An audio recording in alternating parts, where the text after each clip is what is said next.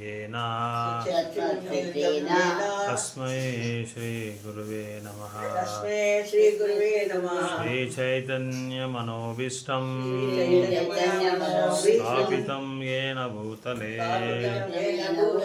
स्वयं रूपा कदा मह्यं ददाति स्वपदान्तिकं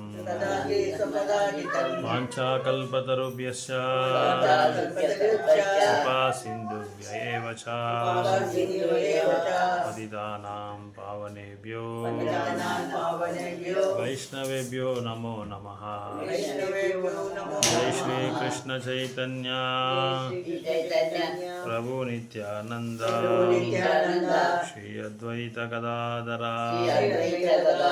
श्रीवासादि गौर भक्तवृंद। हरे कृष्ण कृष्ण कृष्ण हरे हरे हरे राम राम राम हरे हरे कृष्ण कृष्ण कृष्ण हरे हरे हरे राम राम राम हरे हरे। ಕೃಷ್ಣ ಬುಕ್ಕೆ ಕೊಡು, ಭವಿದ ಬುಕ್ಕೆ ತೊಗೊಂಬ.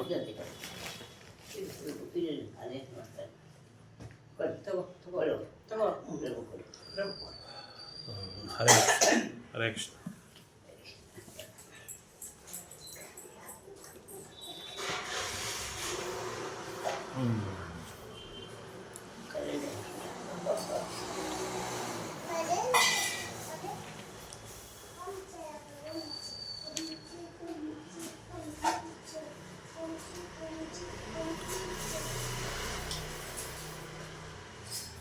ಧ್ಯಾನ ಯೋಗ, ಈ ಅಧ್ಯಾಯದ ಹೆಸರೇ ಧ್ಯಾನ ಯೋಗ. ತಪಸ್ಯದ ಬಗ್ಗೆ, ಯೋಗ ಬಗ್ಗೆ ಕೃಷ್ಣ ಅರ್ಜುನ್ಗೆ ಹೇಳ್ತಾ ಇದ್ದಾರೆ. ಮನುಷ್ಯ ತನ್ನ ಮನಸ್ಸಿನ ನಿಯಂತ್ರಣ ಮಾಡ್ಕೊಳ್ಳೋಕ್ಕೆ ಎಷ್ಟೊಂದು ಕಷ್ಟಪಟ್ಟು ಅವನು ನಿಯಂತ್ರಣ ಮಾಡ್ಕೊತಾನೆ, ಯಾವ್ಯಾವ ದಾರಿ ಅವನ ಹುಡುಕ್ತಾನೆ ಈ ಯೋಗ ಮಾಡೋದಕ್ಕೆ. ಅದು ಸರಿಯಾದ ಪದ್ಧತಿನ ಇಲ್ಲ ಅಂತ ಕೃಷ್ಣ ಬಂದು ಅರ್ಜುನ್ಗೆ ಇದರಲ್ಲಿ ಉಪದೇಶ ಮಾಡ್ತಾ ಇದ್ದಾರೆ. 36ನೇ ಶ್ಲೋಕದಲ್ಲಿ ಮನಸ್ಸಿಗೆ ಕಡಿವಾಣ ಹಾಕಲಾರದವನಿಗೆ ಆತ್ಮ ಸಾಕ್ಷಾತ್ಕಾರವು ಕಷ್ಟ. ಆದರೆ ಯಾರ ಮನಸ್ಸು ನಿಯಂತ್ರಣದಲ್ಲಿರುತ್ತದೋ ಮತ್ತು ಯಾರು ಯೋಗ್ಯವಾದ ರೀತಿಯಲ್ಲಿ ಪ್ರಯತ್ನಿಸುವವರೋ ಅವರಿಗೆ ಯಶಸ್ಸು ಖಂಡಿತ. ಇದು ನನ್ನ ಅಭಿಪ್ರಾಯ ಅಂತ ಕೃಷ್ಣ ಹೇಳ್ತಾ ಇದ್ದಾರೆ. ಅವತ್ತು ನಿಮ್ಗೆ ಹೇಳ್ದಲ್ಲ, ಕುದುರೆಗೆ ಕಡಿವಾಣ ಕಟ್ತಾರೆ, ಅಲ್ಲ ಲಗಮ್ ಅಲ್ಲ, ಕಡಿವಾಣ ಕಟ್ತಾರೆ. ಲಗಮ್ ಇದು ಲಗಾಮ್ ಬಂದು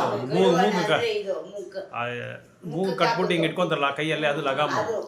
ಕಡಿವಾಣ ಅಂದರೆ ಕುದುರೆ ಹಿಂಗೆ ಹೋಗ್ತಾ ಇರುವಾಗ ಕುದುರೆ ಈ ಬಳಗನ್ನು ಈ ಕಡೆ ನೋಡಬಾರ್ದು, ಎಡಗನ್ನು ಎಡಗಡೆ ನೋಡಬಾರ್ದು. ಹಿಂಗೆ ಮುಖಕ್ಕೆ ಹಿಂಗೆ ಕಟ್ಬಿಡ್ತಾರೆ, ಸೀದಾ ನೋಡ್ಬೇಕು, ಬೇರೆ ಎಲ್ಲಿ ನೇರವಾಗಿ.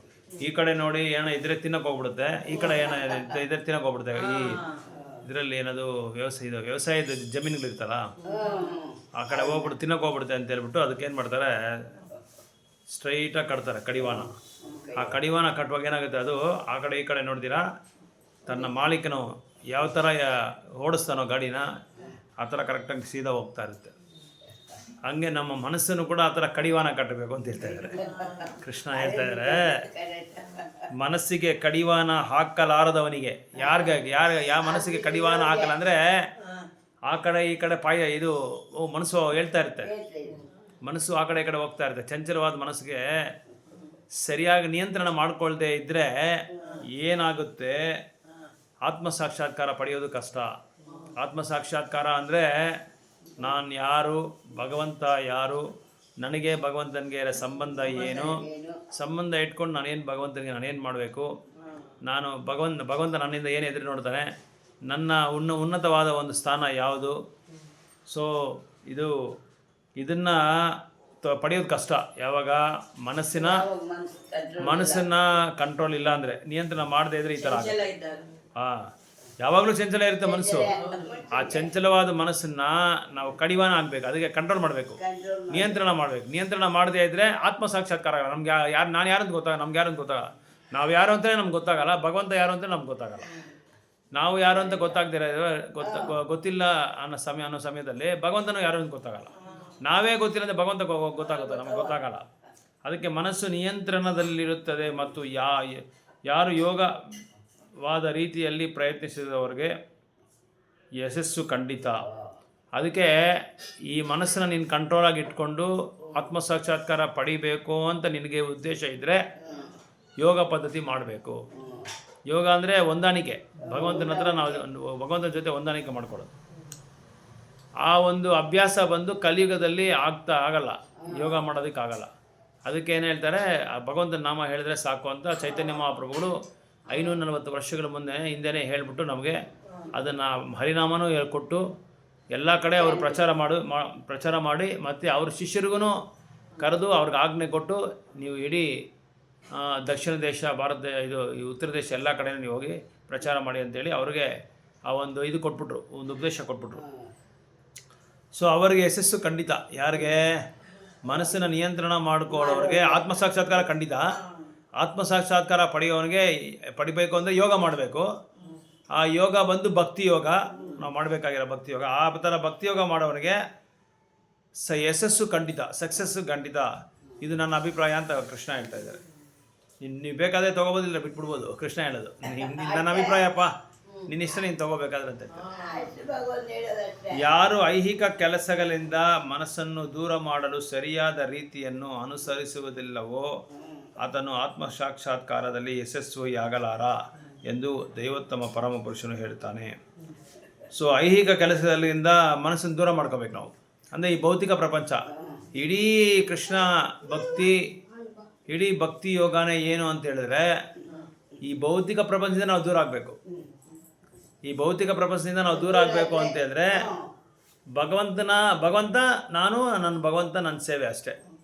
ಇದೊಂದು ಮಾತ್ರ ಇಟ್ಕೊಬೇಕು. ಬೇರೆ ಯಾವುದ್ರಲ್ಲಿನೂ ನಾವು ಅಕ್ಕರೆ ತೋರಿಸ್ಬಾರ್ದು. ಬೇರೆ ಯಾವುದ್ರಲ್ಲಿ ನಾವು ಮನಸ್ಸನ್ನು ನಾವಲ್ಲಿ ಹೋಗೋದಕ್ಕೆ ಬಿಡಬಾರ್ದು. ಆವಾಗ ನಾವೇನಾಗ್ತೀರಂದರೆ ದೈವೋತ್ತಮ ಪರಮಪುರುಷನ ಆವಾಗ ಆತ್ಮಸಾಕ್ಷಾತ್ಕಾರ ಪಡೆಯೋದಕ್ಕೆ ನಮ್ಗೆ ಈಸಿ ಆಗುತ್ತೆ, ಯಶಸ್ವಿ ಆಗುತ್ತೆ ಅಂತ ಹೇಳ್ತಾ ಇದ್ದಾರೆ. ಮನಸ್ಸಿನ ಐಹಿಕ ಸುಖದಲ್ಲಿ ತೊಡಗಿಸಿ ಯೋಗಾಭ್ಯಾಸ ಮಾಡಲು ಪ್ರಯತ್ನಿಸುವುದೆಂದರೆ ಬೆಂಕಿಯ ಮೇಲೆ ನೀರನ್ನು ಉಯುಕ್ತ ಅದನ್ನು ಹೊತ್ತಿಸಲು ಪ್ರಯತ್ನಿಸಿದಂತೆ. ಈಗ ಮನಸ್ಸನ್ನ ನಾವೇನು ಮಾಡಿದ್ವಿ ಅಂದರೆ ಭೌತಿಕ ಸುಖದಲ್ಲಿ ತೊಡಗಿಸಿ ಯೋಗಾಭ್ಯಾಸ ಮಾಡ್ತಾ ಇರ್ತೀರಿ. ಇವಾಗ ಯೋಗ ಮಾಡ್ತಾ ಇರ್ತೀರಿ, ಹಿಂಗೆ ಕೂತ್ಕೊಂಡು ಯೋಗ ಮಾಡ್ತಾ ಇರುವಾಗ ಅವನು 2 ಲಕ್ಷ ಕೊಡಬೇಕು, ಇವನು ಮೊನ್ನೆ 3 ಲಕ್ಷ ಕೊಡಬೇಕು, ಅಲ್ಲಿ ಆರ್ಡ್ರ್ ತೊಗೊಂಬರ್ಬೇಕು, ಇಲ್ಲಿ ಕಂಪ್ನಿಗೆ ಹೋಗ್ಬೇಕು, ನಾಳೆ ಬಾಸ್ ಏನಂತೆಲ್ಲ ಗೊತ್ತಿಲ್ಲ, ಅವನು ಈ ಪ್ರಾಜೆಕ್ಟ್ ಕೊಟ್ಟಿದ್ದಾನೆ ಅಂತ ಹಿಂಗೆ ಇದ್ಕೊಂಡು ಯೋಗ ಮಾಡ್ತಾ ಇದ್ರೆ ಆತ್ಮಸಾಕ್ಷಾತ್ಕಾರ ಪಡೆಯೋಕ್ಕಾಗಲ್ಲ. ಸೊ ಬೆಂಕಿ ಅದು ಹೆಂಗೆ ಹೋಲಿಸ್ತಾ ಇದ್ದಾರೆ ಪ್ರಭುಪಾದ ಅಂದರೆ, ಬೆಂಕಿ ಹಚ್ಬಿಟ್ಟು ನೀರು ಹಾಕ್ಬಿಟ್ರೆ ಏನಾಗುತ್ತೆ, ಬೆಂಕಿ ಆರೋಗ್ಬಿಡುತ್ತೆ. ಅದಕ್ಕೆ ಸಮಾನ ಅಂತ ಹೇಳ್ತಾ ಇದ್ದಾರೆ. ಸೊ ಮನಸ್ಸಿನ ಸಂಯಮವಿಲ್ಲದ ಯೋಗಾಭ್ಯಾಸವೆಂದರೆ ವ್ಯರ್ಥ ಕಾಲಹರಣ. ಯೋಗದ ಇಂತಹ ಹೊರತುರಿಕೆಯು ಪ್ರಾಪಂಚಿಕವಾಗಿ ಲಾಭದಾಯಕವಾಗಿರಬಹುದು, ಆದರೆ ಆತ್ಮಸಾಕ್ಷಾತ್ಕಾರದ ಮಟ್ಟಿಗೆ ಅದು ನಿಸ್ಯೋಜಕ. ಆದುದರಿಂದ ಭಗವಂತನ ಆಧ್ಯಾತ್ಮಿಕ ಪ್ರೀತಿಪೂರ್ವಕ ಸೇವೆಯಲ್ಲಿ ಮನಸ್ಸನ್ನು ನಿರಂತರವಾಗಿ ತೊಡಗಿಸಿ ಅದನ್ನು ನಿಯಂತ್ರಿಸಬೇಕು. ಕೃಷ್ಣ ಪ್ರಜ್ಞೆಯಲ್ಲಿ ತೊಡಗಿರುವ ಮನುಷ್ಯನು ಒಂದೇ ಸಮಾನ ಹತೋಟಿಯಲ್ಲಿ ಇಡಲಾರ. ಕೃಷ್ಣ ಪ್ರಜ್ಞೆ ಇರುವ ಮನುಷ್ಯನು ವಿಶೇಷ ಪ್ರಯತ್ನವಿಲ್ಲದೆ ಯೋಗಾಭ್ಯಾಸದ ಪ್ರಯೋಜನವನ್ನು ಪಡೆದುಕೊಳ್ಳುತ್ತಾನೆ. ಆದರೆ ಕೃಷ್ಣ ಪ್ರಜ್ಞೆ ಇಲ್ಲದ ಯೋಗಾಭ್ಯಾಸವು ಯಶಸ್ವಿಯಾಗಲಾರ. ಯಾವ ವ್ಯಕ್ತಿ ಯಶಸ್ವಿ ಆಗ್ತಾನೆ ಕೃಷ್ಣ ಇದರಲ್ಲಿ ಆಧ್ಯಾತ್ಮಿಕ ಸೇವೆಯಲ್ಲಿ ಅಂದರೆ ಭಗವಂತನ ಸೇವೆಯಲ್ಲಿ ಯಾರು ತೊಡಗಿಸ್ಕೊಂಡಿರ್ತಾನೋ, ಯಾವಾಗ ತನ್ನ ಸಮಯ ತೊಡಗಿಸ್ತಾನೋ ಅವನು ಯಶಸ್ವಿ ಆಗುತ್ತಾನೆ. ಯಾಕಂದರೆ ಅವನು ಯಾವಾಗಲೂ ಭಗವಂತನ ಸೇವೆಯಲ್ಲಿ ಇರೋದ್ರಿಂದ ಏನು ಮಾಡ್ತಾನೆ, ಭಗವಂತನಿಗೆ ಸಂಬಂಧಪಟ್ಟಿದ್ದ ಸೇವೆಗಳನ್ನೆಲ್ಲ ಅವನು ಆಯ್ಕೆ ಮಾಡ್ಕೊತಾನೆ. ಬೆಳಗ್ಗೆಯಿಂದ ನಾವು ಸಾಯಂಕಾಲ ಏನು ಮಾಡಬೇಕು ಅಂತ ಯಾವಾಗಲೂ ಓದ್ತಾ ಇರ್ತಾನೆ, ಭಾಗವತ ಓದ್ತಾ ಇರ್ತಾನೆ, ಭಗವದ್ಗೀತೆ ಓದ್ತಾ ಇರ್ತಾನೆ, ಅರ್ಥ ಮಾಡ್ಕೊತಾನೆ. ಆತ್ಮಸಾಕ್ಷಾತ್ಕಾರ ಪಡೆಯೋದಕ್ಕೆ ಹೆಂಗೆ ಅಂತ ನೋಡ್ತಾನೆ, ಯಾವ ರೀತಿ ಅಂತ ಹೇಳ್ತಾನೆ, ಯಾವ ಗುರು ಹತ್ರ ಹೋದರೆ ನಾವು ಆತ್ಮಸಾಕ್ಷಾತ್ಕಾರ ಪಡಿಬೋದು ಅಂತ ಹುಡುಕ್ತಾ ಇರ್ತಾನೆ ಅವನು. ಅಂಥವ್ರಿಗೆ ಭಗವಂತ ಏನು ಮಾಡ್ತಾರೆ, ಅಂಥವ್ರಿಗೆ ಭಗವಂತ ಒಬ್ಬ ಭಕ್ತನ ಕಳಿಸ್ತಾರೆ. ಒಬ್ಬ ಭಕ್ತನ ವೈಷ್ಣವನ ಕಳಿಸಿ ಏನು ಮಾಡ್ತಾರೆ, ಇವ್ರಿಗೆ ನೀನು ಉಪದೇಶ ಮಾಡು ಅಂತೇಳಿ ಅವನಿಗೆ ಪರಮಾತ್ಮನ ಮೂಲಕವಾಗಿ ಅವ್ರಿಗೆ ಸಂದೇಶ ಕೊಡ್ತಾರೆ. ಇಂಥ ಜಾಗಕ್ಕೆ ಹೋಗು, ನೀನು ಇಂಥ ಜಾಗದಲ್ಲಿ ಪ್ರಚಾರ ಮಾಡು. ಆ ಥರ ಅದಕ್ಕೆ ಪ್ರಭುಪಾದನೆ ಏನು ಮಾಡಿದ್ರು, ಪ್ರಭುಪಾದು ಶುದ್ಧ ಭಕ್ತರು ಆತ್ಮ ಸಾಕ್ಷಾತ್ಕಾರ ಪಡೆದವರು. ಅದಕ್ಕೆ ಏನು ಮಾಡಿದ್ರು, ಪ್ರಭುಪಾದನ ಕೃಷ್ಣ ಏನು ಮಾಡಿದ್ರು, ಭಕ್ತಿ ಸಿದ್ಧಾಂತ ಮಹಾರಾಜನ ಕಳಿಸಿ ನೀನು ಇವರಿಗೆ ಬೋಧನೆ ಮಾಡು ಅಂತೇಳಿ ಅವ್ರಿಗೆ ಬೋಧನೆ ಮಾಡಿದ್ರು. ಪ್ರಭುಪಾದ ಏನು ಮಾಡಿದ್ರು, ಅದಕ್ಕೆ ತಕ್ಕಂತೆ ಆ ಬೋಧನೆಯನ್ನು ನಾವು ಸ್ವೀಕರಿಸಿ ಕೆಲವು 10 ವರ್ಷಗಳಾದಮೇಲೆ ಸ್ವಲ್ಪ ಲೇಟ್ ಆಯಿತು. ಆಮೇಲೆ ಪಾಶ್ಚಾತ್ಯ ದೇಶಗಳಿಗೆ ಹೋಗಿ ಪ್ರಚಾರ ಮಾಡಿದ್ವಿ. ಆ ಪ್ರಚಾರ ಮಾಡಿದ್ದಕ್ಕೋಸ್ಕರ ಎಲ್ರಿಗೂ ಏನಾಯಿತು, ಕೃಷ್ಣ ಭಕ್ತಿ ಸಿಕ್ತು. ಅಲ್ಲಿ ಪ್ರಚಾರ ಮಾಡಿ ನಮಗೆಲ್ರಿಗೂ ಕೃಷ್ಣ ಭಕ್ತಿ ಸಿಕ್ತು. ಪ್ರಪಂಚದಲ್ಲಿ ಎಲ್ಲರೂ ಅಂದರೆ ಎಲ್ರಿಗೂ ಭಕ್ತಿ ಸಿಕ್ತು. ಅದಕ್ಕೆ ಕೃಷ್ಣ ಭಕ್ತಿ ಮಾಡೋದು, ಆಚರಣೆ ಮಾಡೋದು ಒಂದೇ ದಾರಿ, ಬೇರೆ ಯಾವುದೂ ದಾರಿ ಇಲ್ಲ. ಏನಕ್ಕೆ? ಆತ್ಮ ಸಾಕ್ಷಾತ್ಕಾರ ಪಡೆಯೋದಕ್ಕೆ. ಆತ್ಮ ಸಾಕ್ಷಾತ್ಕಾರ ಪಡೆಯೋದಂದರೆ ನಾನು ಆತ್ಮ, ನಾನು ದೇಹ ಅಲ್ಲ ಅಂತ. ನಾನು ದೇಹ ಅಂತ ಅರ್ಥ ಏನು ಅಂದರೆ, ನಾನು ಶ್ರೀಮಂತ, ನಾನು ಬಡವ, ನಾನು ಆ ದೇಶದವನು, ನಾನು ಈ ದೇಶದವನು, ನಾನು ಈ ರಾಷ್ಟ್ರದವನು, ನಾನು ಆ ರಾಷ್ಟ್ರದವನು, ನಾನು ಅಂದವಾಗಿದ್ದೀನಿ, ನಾನು ಚೆಂದವಾಗಿದ್ದೀನಿ, ನಾನು ಕಲೆಕ್ಟ್ರು, ಡಾಕ್ಟ್ರು, ಇದೆಲ್ಲ ಬಾಡಿ ದೇಹನ ಸೂಚನೆ ಮಾಡುವಂಥ ಒಂದು ವ್ಯಾಖ್ಯಾನಗಳಿದೆಲ್ಲ. ಈ ಥರ ವ್ಯಾಖ್ಯಾನಗಳಲ್ಲಿ ನಾವಿದ್ದರೆ ಆತ್ಮಜ್ಞಾನ ನಮ್ಗೆ ಪಡೆಯೋಕ್ಕಾಗಲ್ಲ. ಆತ್ಮಜ್ಞಾನ ಪಡಿಬೇಕು ಅಂದರೆ ನಾನು ಭಗವಂತನಿಗೆ ದಾಸ ಅನ್ನೋ ಒಂದು ಪ್ರವೃತ್ತಿ ನಮ್ಗೆ ಇರಬೇಕು, ಅಂತ ಒಂದು ಸ್ವಭಾವ ನಮಗೆ ಬರಬೇಕು. ಆವಾಗ ಏನಾಗುತ್ತೆ, ನಾವು ಭಗವಂತನಿಗೆ ದಾಸನಾಗಬೇಕಂದ್ರೆ ಏನು ಮಾಡಬೇಕು ಅಂತ ನಮ್ಗೆ ಯೋಚನೆ ಕೊಡ್ತಾರೆ. ಏನು ಮಾಡಿದ್ರೆ ನಾವು ಭಗವಂತನಿಗೆ ಭಗವಂತನ ನಾವು ಸೇವೆ ಮಾಡ್ಬೋದು ಅಂತ ಹುಡುಕ್ತಾರೆ. ಅವಾಗ ಹುಡುಕ್ತಾ ಏನು ಮಾಡುತ್ತೆ, ಅವ್ನಿಗೆ ಯಾರೋ ಒಂದು ಭಕ್ತರು ಸಿಗ್ತಾರೆ, ಇಲ್ಲ ಪುಸ್ತಕ ಕೊಡ್ತಾರೆ, ಯಾರಾದರೂ ಓದ್ತಾರೆ, ಭಕ್ತರಾಗ್ತಾರೆ ಅವಾಗ. ಸೊ ಅದಕ್ಕೆ ಕೃಷ್ಣ ಪ್ರಜ್ಞೆಯನ್ನು ಯಾರು ಆಚರಣೆ ಮಾಡ್ತಾನೋ ಅಂಥ ಒಂದು ವ್ಯಕ್ತಿಗೆ ಮನಸ್ಸನ್ನು ಸರಳವಾಗಿ ನಿರಂತರ ಮಾಡ್ಕೊಳ್ಳೋದಕ್ಕೆ ಅವನಿಗೆ ಸಾಧ್ಯವಾಗುತ್ತೆ. ತುಂಬ ಸರಳವಾಗಿ. ಯಾಕಂದರೆ ಅವನ ಮನಸ್ಸು ಎಲ್ಲಿ ಆ ಕಡೆ ಈ ಕಡೆ ಚಂಚಲವಾಗಿ ಹೋಗಲ್ಲ. ಮನಸ್ಸನ್ನು ಅವನೇನು ಮಾಡ್ತಾನೆ, ಬರೀ ಕೃಷ್ಣ ಪ್ರಜ್ಞೆಯಲ್ಲೇ ಇಟ್ಕೊಡ್ತಾನೆ, ಸ್ಥಿರವಾಗಿ ಇಟ್ಕೊತಾನೆ, ದೃಢವಾಗಿ ಇಟ್ಕೊತಾನೆ. ಕೃಷ್ಣ ಸೇವೆಗೆ ಯಾವ ಥರ ಮಾಡಬೇಕಂತ ಹುಡುಕ್ತಾ ಇರ್ತಾನೆ. ಯಾವ ಥರ ಕೃಷ್ಣ ಸೇವೆ ಮಾಡಬೇಕು, ಯಾವ ಥರ ಮಾಡಿದ್ರೆ ಕೃಷ್ಣನಿಗೆ ಸೇವೆ ನಾವು ಸಲ್ಲಿಸ್ಬೋದು, ನಿಯುಕ್ತರಾಗ್ಬೋದು, ಯಾವ ಥರ ಕೃಷ್ಣನ ಸಂತೋಷ ಪಡಿಬೋದು, ಇದನ್ನೇ ಅವನು ಯೋಚನೆ ಮಾಡ್ತಾನೆ ಹೊರತು ಬೇರೆದರ ಬಗ್ಗೆ ಯೋಚನೆ ಮಾಡಲ್ಲ. ಅದಕ್ಕೆ ಅವನ ಮನಸ್ಸು ಚಂಚಲವಾಗಿರುತ್ತೆ. ಯಾಕಂದರೆ ಮನಸ್ಸನ್ನು ಕಂಟ್ರೋಲ್ ಮಾಡೋಕ್ಕಾಗಲ್ಲ ಯಾರ ಕೈಲಿ ಮನಸ್ಸನ್ನು ನಿಯಂತ್ರಣ ಮಾಡ್ಕೊಳ್ಳಲ್ಲ. ಮನಸ್ಸು ಚಂಚಲವಾದ ಮನಸ್ಸನ್ನು ನಾವು ಕಂಟ್ರೋಲ್ ಮಾಡ್ತೀನಿ ಅಂತ ನಾವು ಕಂಟ್ರೋಲ್ ಮಾಡಿದ್ರೆ ಆಗಲ್ಲ. ಅದಕ್ಕೆ ಏನು ಮಾಡಬೇಕು, ಮನಸ್ಸನ್ನು ಡಿವಿಯೇಟ್ ಮಾಡಬೇಕು, ದಿಸೆ ತಿರುಗಿಸ್ಬೇಕು.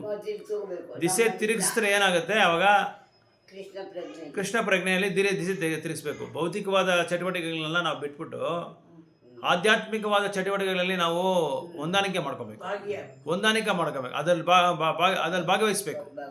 ಸತ್ಸಂಗದಲ್ಲಿ ಭಾಗವಹಿಸಬೇಕು, ನಗರ ಸಂಗೀತದಲ್ಲಿ ಭಾಗವಹಿಸಬೇಕು, ಕೀರ್ತನೆ ಮಾಡಬೇಕು. ಈ ಥರ ಮಾಡ್ತಾ ಏನಾಗುತ್ತೆ, ಭಗವಂತನ ನಮ್ಗೆ ಅವಾಗ ಇದು ಮಾಡಿಕೊಡ್ತಾನೆ, ಅವಕಾಶ ಮಾಡಿಕೊಡ್ತಾನೆ. ಇವನಿಗೆ ನನಗೆ ಸೇವೆ ಮಾಡೋ ಇಷ್ಟು ಇದೆ, ಅದಕ್ಕೆ ಇವನಿಗೆ ಇನ್ನೂ ಹೆಚ್ಚೆಷ್ಟು ಇವನಿಗೆ ಸೇವೆ ನಾನು ಮಾಡೋದಕ್ಕೆ ಅವಕಾಶ ಕೊಡ್ತೀನಿ ಅಂತ ಹೇಳ್ತಾರೆ. 37ನೇ ಶ್ಲೋಕದಲ್ಲಿ ಏನು ಹೇಳ್ತಾರೆ ಅಂದರೆ, ಅರ್ಜುನನು ಹೀಗಂದನು, ಕೃಷ್ಣನ ಪ್ರಾರಂಭದಲ್ಲಿ ಶ್ರದ್ಧೆಯಿಂದ ಆತ್ಮಸಾಕ್ಷಾತ್ಕಾರದ ಸಾಧನೆಯನ್ನು ಸ್ವೀಕರಿಸಿ ಅನಂತರ ಪ್ರಾಪಂಚಿಕ ಮನೋಧರ್ಮದಿಂದ ಪ್ರಯತ್ನವನ್ನು ನಿಲ್ಲಿಸಿ ಯೋಗ ಸಂಸಿದ್ಧಿಯನ್ನು ಪಡೆದಿರುವ ಆ ಯಶಸ್ವಿ ಆಧ್ಯಾತ್ಮಿಕವಾದಿಯ ಗತಿ ಏನು? ಪ್ರಶ್ನೆ ಕೇಳ್ತಾ ಇದ್ದಾರೆ ಅರ್ಜುನಿಗೆ ಕೇಳ್ತಾ ಇದ್ದಾರೆ. ಅರ್ಜುನ ಪ್ರಶ್ನೆ ಕೇಳ್ತಾರೆ ಕೃಷ್ಣಗೆ. ಆತ್ಮಸಾಕ್ಷಾತ್ಕಾರದ ಅಥವಾ ಯೋಗದ ಮಾರ್ಗವನ್ನು ಭಗವದ್ಗೀತೆಯಲ್ಲಿ ಹೇಳಿದೆ. ಜೀವಿಯು ಈ ಜಡದೇಹವಲ್ಲ, ಅವನು ದೇಹದಿಂದ ಬೇರೆಯಾಗಿದ್ದಾನೆ. ಶಾಶ್ವತ ಜೀವನ, ಆನಂದ ಮತ್ತು ಜ್ಞಾನದಲ್ಲಿರುವ ಅವನ ಸುಖವು ಅಲೌಕಿಕವಾದದ್ದು. ಅದು ಶರೀರ ಮತ್ತು ಮನಸ್ಸಿಗೆ ಅತೀತವಾದದ್ದು. ಈ ಅರಿವೇ ಆತ್ಮಸಾಕ್ಷಾತ್ಕಾರದ ಮೂಲ ತತ್ವವಾಗಿದೆ.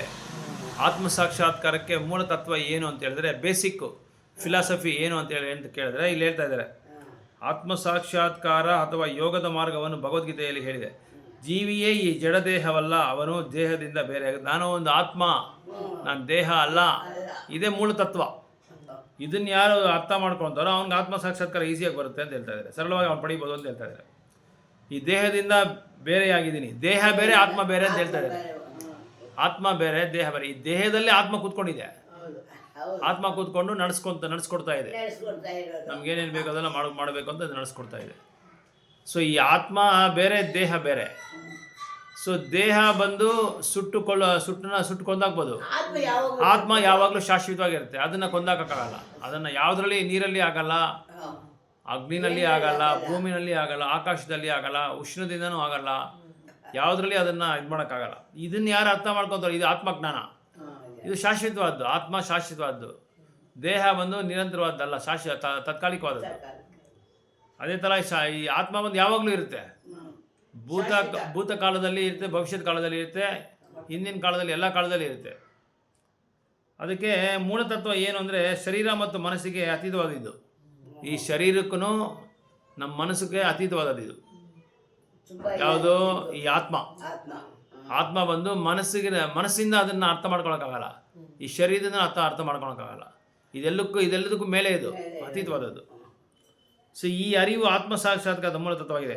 ಆತ್ಮ ಸಾಕ್ಷಾತ್ಕಾರವನ್ನು ಜ್ಞಾನ ಮಾರ್ಗದಿಂದಲೂ, ಅಷ್ಟಾಂಗ ಯೋಗ ಪದ್ಧತಿಯ ಅಭ್ಯಾಸದಿಂದಲೂ ಅಥವಾ ಭಕ್ತಿ ಯೋಗದಿಂದಲೂ ಸಾಧಿಸಲು ಜನರು ಪ್ರಯತ್ನಿಸುತ್ತಾರೆ. ಈ ಒಂದೊಂದು ಪ್ರಕ್ರಿಯೆಯಲ್ಲಿಯೂ ಮನುಷ್ಯನು ಹಲವು ವಿಷಯಗಳನ್ನು ಅರ್ಥ ಮಾಡಿಕೊಳ್ಳಬೇಕು. ಜೀವಿಯ ಸಹಜ ಸ್ವರೂಪ, ಭಗವಂತನ, ಅವನ ಸಂಬಂಧ ಮತ್ತು ಕಳೆದು ಹೋದ ಕೊಂಡಿಯನ್ನು ಮತ್ತೆ ಪಡೆದುಕೊಂಡು ಕೃಷ್ಣ ಪ್ರಜ್ಞೆಯ ಅತ್ಯುನ್ನತ ಹಂತವನ್ನು ಸಾಧಿಸಲು ಅಗತ್ಯವಾದ ಕಾರ್ಯಕ್ರಮಗಳು. ಸೊ ಒಂದು ಜೀವಿ ಅರ್ಥ ಮಾಡ್ಕೊಬೇಕಾಗಿರೋದು ಏನು ಅಂತ ಹೇಳಿದ್ರೆ, 3 ಮಾರ್ಗದಲ್ಲಿ ಪ್ರಯತ್ನ ಮಾಡ್ತಾರೆ ಆತ್ಮ ಸಾಕ್ಷಾತ್ಕಾರ ಪಡೆಯೋದಕ್ಕೆ. ಒಂದು ಜ್ಞಾನ ಮಾರ್ಗದಿಂದ, ಅಷ್ಟಾಂಗ ಯೋಗದಿಂದ, ಭಕ್ತಿ ಯೋಗದಿಂದ. ಈ 3 ದಿನದಲ್ಲೂ ಪ್ರಯತ್ನ ಪಡ್ತಾ ಇರ್ತಾರೆ. ಈ ಒಂದೊಂದು ಪ್ರಕ್ರಿಯೆಯಲ್ಲಿ ಮನುಷ್ಯ ಹಲವು ವಿಷಯಗಳನ್ನ ಅರ್ಥ ಮಾಡ್ಕೊತಾನೆ. ಜ್ಞಾನದಿಂದ ಕೆಲವು ಅರ್ಥ ಮಾಡ್ಕೊತಾನೆ, ಯೋಗದಿಂದ ಕೆಲವು ಅರ್ಥ ಮಾಡ್ಕೊತಾನೆ, ಭಕ್ತಿ ಯೋಗದಿಂದ ಕೆಲವು ಅರ್ಥ ಮಾಡ್ಕೊತಾನೆ. ಆದರೆ ಜೀವಿಯ ಸಹಜ ಸ್ವರೂಪ, ಭಗವಂತನ, ಅವನ ಸಂಬಂಧ ಮತ್ತು ಇಲ್ಲಿ ಏನಂದರೆ ಜೀವಿ ಮುಖ್ಯವಾದ ಅರ್ಥ ಮಾಡ್ಕೋಬೇಕಾಗಿರೋದು, ಜ್ಞಾಪಕ ಮಾಡ್ಕೋಬೇಕಾಗಿರೋದು ಅಂದರೆ, ನನಗೆ ಭಗವಂತನಿಗೆ ಏನೋ ಸಂಬಂಧ ಇದೆ, ಅದನ್ನು ಕಳ್ಕೊಂಡ್ಬಿಟ್ಟಿದ್ದೀವಿ ನಾವು, ಮರ್ತೋಗ್ಬಿಟ್ಟಿದ್ದೀವಿ ನಾವು. ಅದನ್ನು ಮತ್ತೆ ಏನು ಮಾಡಬೇಕು? ಪುನರುದ್ಧಾರ ಮಾಡಬೇಕು. ಆ ಮರ್ತೋಗಿರೋ ಇದನ್ನು ಮತ್ತೆ ಏನು ಮಾಡಬೇಕು? ಅದೇ ಮಿಸ್ಸಿಂಗ್ ಪಾಯಿಂಟ್, ಅದೇ ಮಿಸ್ ಆಗೋಗಿರೋದು ಅದೇ. ಅದಕ್ಕೆ ನಾವು ಇಲ್ಲಿ ಕಷ್ಟಪಡ್ತಾ ಇರೋದು. ಭಗವಂತನ ಆಧ್ಯಾತ್ಮಿಕವಾದ ದಿವ್ಯವಾದ ಲೋಕದಲ್ಲಿ ನಾವೆಲ್ಲ ಇದ್ದೆವು. ಭಗವಂತನ ಬೇಡ ಅಂತ ಬಂದ್ಬಿಟ್ರಿ ನಾವು. ಇಲ್ಲಿ ನಾವು ಇಲ್ಲಿ ಸಂತೋಷವಾಗಿ ಇರಬೇಕು ಅಂತ ಬಂದಿದ್ರಿ. ಸಂತೋಷವಾಗಿ ನಾನು ಕೃಷ್ಣ, ಅಲ್ಲಿ ಎಲ್ಲರೂ ಬಾಸ್ ಥರ ಇರ್ತಾರೆ ಕೃಷ್ಣ ಎಲ್ರಿಗೂ, ಅವರೇ ಒಡೆಯ. ಇಲ್ಲಿ ನಾನು ಆ ಥರ ಒಡೆಯ ಆಗಬೇಕು. ಇಲ್ಲಿ ಬಂದು ನಾವೇನು ಮಾಡ್ತಾ ಇದ್ದೀರಿ? ಒಡೆಯ ಆಗಬೇಕು ಅಂತ ಪ್ರಯತ್ನ ಮಾಡ್ತಾ ಇದ್ದೀರಿ. ಆದರೆ ನಾವೇನಾಗ್ತಾ ಇದ್ದೀರಿ? ಒಡೆಯ ಆಗಕ್ಕಾಗ್ತಾ ಇಲ್ಲ. ಉದ್ದಿನ ಒಡೆ ಆಗ್ತಾ ಇದ್ದೀರಿ. ಎಣ್ಣೆನಲ್ಲಿ ಕಾಯಿಸಿ ಈ ಕಡೆ ಆ ಕಡೆ ತಿರುಗಿಸ್ತಿರಲ್ಲ ನಾವು, ಆ ಥರ ನಮ್ಮನ್ನು ಏನು ಮಾಡ್ತಾ ಇದ್ದಾರೆ? ಮಾಯಾ ಬಿಸಿ ಎಣ್ಣೆನಲ್ಲಿ ಕುದ್ದೋಗಿರೋ ಎಣ್ಣೆನಲ್ಲಿ ಚೆನ್ನಾಗಿ ಕಾಯಿಸ್ತಾ ಇದ್ದಾರೆ ನಮ್ಮನ್ನು. ಈ ಕಡೆ ತಿಪ್ಪಾಕ್ತಾರೆ, ಆ ಕಡೆ ತಿಪ್ಪಾಕ್ತಾರೆ, ಕಪಾಳದ ಮೇಲೆ 4 ಕೊಡ್ತಾರೆ. ಈ ಕತ್ತೆ ಮರಿಗಳನ್ನ ಒದಿತಾರೆ ನೋಡಿ, ಆ ಥರ ನಮ್ಮನ್ನು ಮಾಯಾ ಬಂದು ಒದ್ದು ಕಳಿಸ್ತಾ ಇದೆ. ನಾವು ಪ್ರಯತ್ನ ಪಡ್ತಾ ಇದ್ದೀರಿ, ಆದರೆ ಒದೆಗಳು ತಿಂತಾ ಇದ್ದೀರಿ. ಸೊ ಈ ಥರ ಕೃಷ್ಣ ಪ್ರಜ್ಞೆಯ ಅತ್ಯುನ್ನತ ಹಂತವನ್ನು ಸಾಧಿಸಲು ಅಗತ್ಯವಾದ ಕರ್ಮಗಳು. ಸೊ ಭಗವಂತನೊಡನೆ ಅವನ ಸಂಬಂಧ ಮತ್ತು ಕಳೆದು ಹೋದ ಕೊಂಡಿಯನ್ನು ಮತ್ತೆ ಪಡಿಸಿಕೋಬೇಕೆಂದು ಕೃಷ್ಣ ಪ್ರಜ್ಞೆಯ ಅತ್ಯುನ್ನತ ಹಂತವನ್ನು.